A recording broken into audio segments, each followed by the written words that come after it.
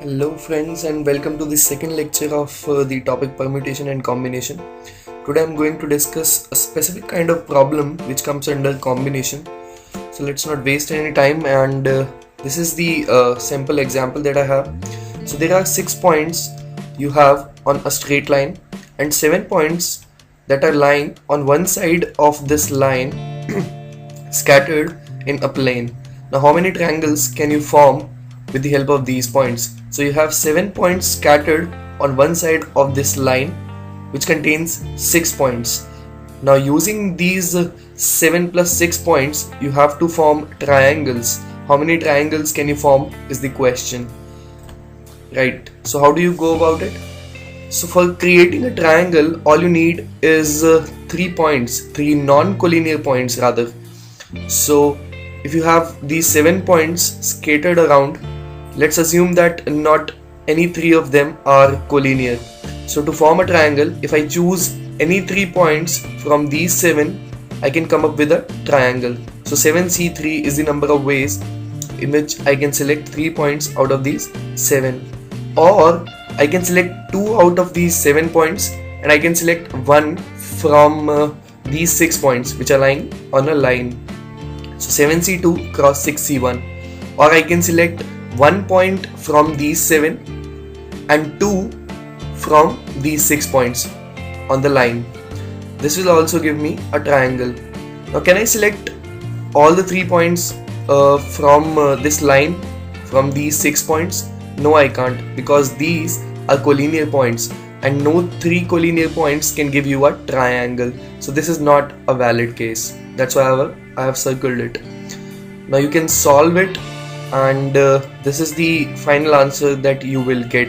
So these are the kind of problems that usually appear in CAT or JEE exams, and these are the similar problems which I would want you guys to solve by your own, to have good practice with these kind of questions. And these are a few more questions. So before I post in the next video, which will take another week or so, I will post in the solutions also for these questions, and I would want you guys to try these questions yourself, and then of course you can verify your solutions with what I'm going to post in. A similar kind of problem comes like this. You have 6 points now lying on the vertices of a hexagon, and how many triangles can you form using these 6 points with exactly one side of the triangle coinciding with one edge of the hexagon? This is the kind of triangles that you need to make with one side of the triangle coinciding with one side of the hexagon. How many such triangles can you make is the question, right? So how do you go about this kind of question? So first, you select 2 consecutive points that will form a coinciding side of the triangle and the hexagon. So if I select these 2 points here and I join them and I consider this as one side of my triangle, this will be a coinciding side with the hexagon also. And out of the remaining points that I have, these 4 points, how many can I use to create a triangle? Can I use this point? Yes, I can. This will give me a triangle. But with this triangle, the problem is that you will not have just one side coinciding with the hexagon. You will have 2 sides, right? Similar is the problem with this point. But with this point and this point, you'll get a triangle which is of the type as the desired triangle, right? So you'll have one side coinciding with that of the hexagon. So if you select n such cases, right? So 2 consecutive such points can be selected in n ways. Of course, if we have n sides, for each side you will have 2 consecutive points, and the third point cannot be selected out of these 2 points and the points just beside these 2 points.